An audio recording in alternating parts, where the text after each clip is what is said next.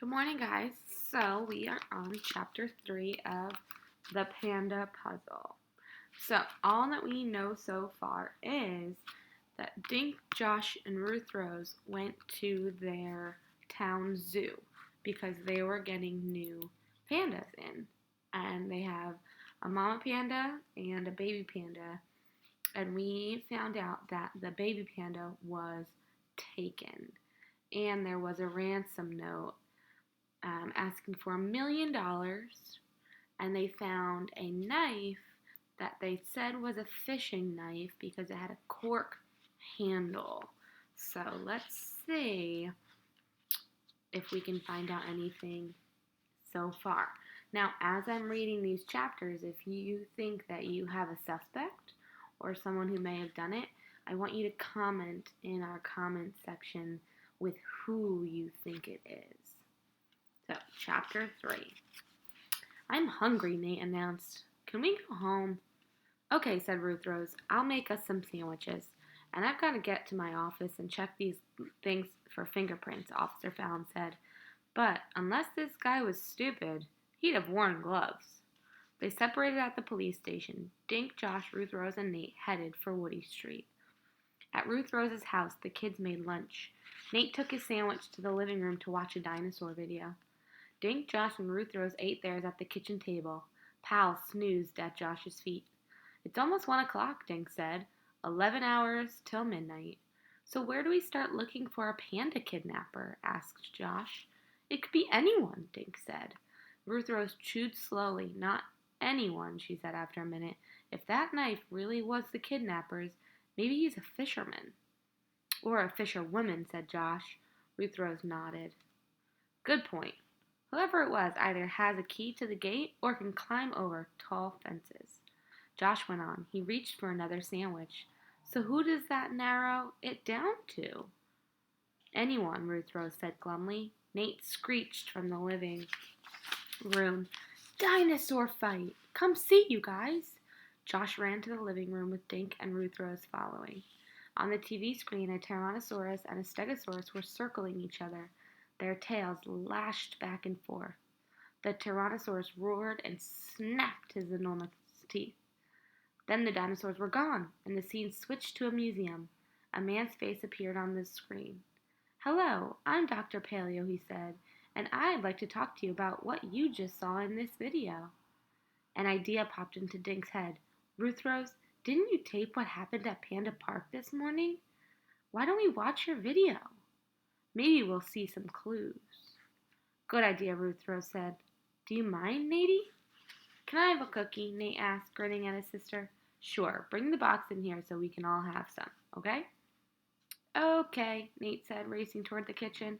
Ruth Rose ejected the dinosaur video, then plugged the camcorder into the VCR. Nate came back with the cookie box. Josh reached for one as Ruth Rose hit the play button. The kids watched as Tom Steele, Irene Napper, and Flip Francis came on the screen. Seconds later, Ping emerged from her cave. Ping looked around, froze, then turned her head sharply. Suddenly, she rushed forward and began throwing herself against the fence. She sure looks angry, Dink said. You'd be mad too if someone stole your baby, Josh said. It looks like she's trying to attack someone outside the fence. Someone in the crowd? Ruth Rose asked. She's not looking at the crowd, Dink said. He put his finger on the TV screen. Remember the microphone was there, off to the side? That's where she's looking. She's mad at the microphone? Josh asked, grabbing 2 more cookies. Dink's right, Ruth Rose said. Ping is looking at the people standing at the microphone. Dink, Josh, and Ruth Rose stared at the TV screen. Finally, Ruth Rose unplugged the camcorder and put Nate's dinosaur tape back into the VCR.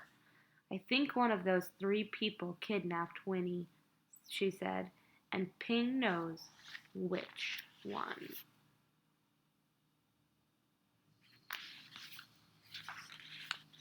Chapter 4.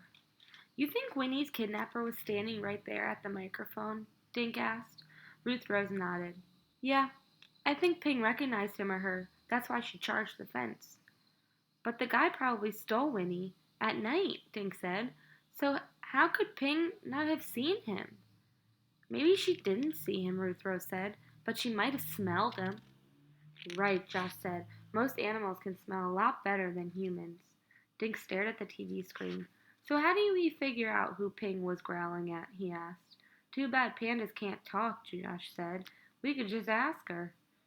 Pandas can't talk, Ruth Rose said. But people can. I say we interview the three people who were standing at the microphone, starting with Irene Napper. You think she did it? Dink asked. I don't know, Ruth Rose said, but she does have a key to the gate.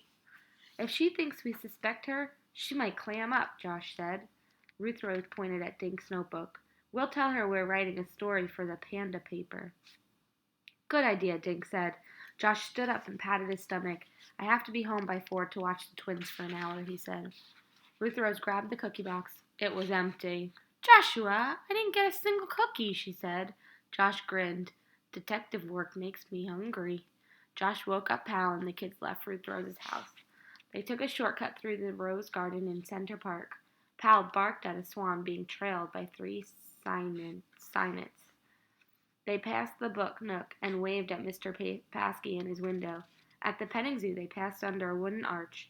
A honeysuckle vine climbed the arch, filling the air with a sweet smell. A hummingbird darted away. They found Irene Napper surrounded by ducks. She was feeding them pellets that she pulled from one of her uniform pockets. Hi, Miss Napper, Ruth Rose said.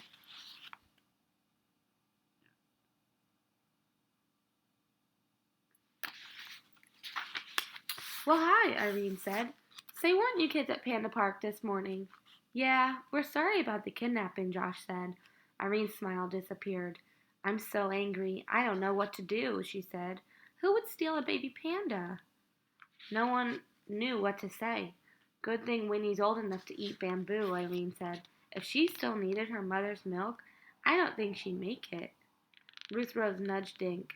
We're writing a story for the panda paper, Dink said. Could we ask you some questions? The woman looked at Dink for a moment. Yeah, I guess, she said, finally. Just then, Pal barked and the ducks scattered. But first, let's move your dog away from my ducks, Irene said. The kids followed Irene to a shady bench. She sat and stretched out her long legs. Shoot, Irene said. Pal sighed and dropped to the ground. Irene started stroking his ears. Dink noticed that Irene's hands were large and strong-looking. Everyone was waiting for Dink to ask a question, but Dink's mind was suddenly blank.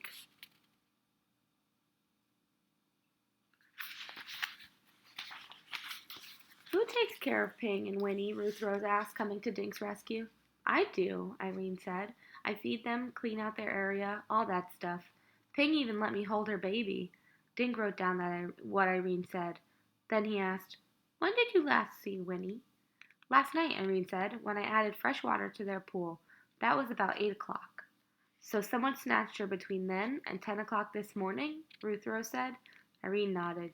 Dink thought she might cry. Dink had his next question all ready. How many people have keys to the gate? He asked.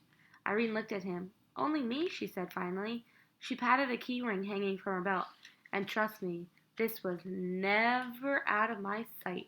Whoever took Winnie didn't unlock that gate. A duck waddled over and pecked at Irene's boot. She reached into her pocket, found a few more pellets, and flung them to the ground. I've got to get back to work, she said, standing up. She glanced down at Dink's notebook. Good luck with your story. Thanks, Dink said. By the way, do you know where Tom Steele lives? Irene shook her head. No, but you'll probably find him in his office. Dink looked blank.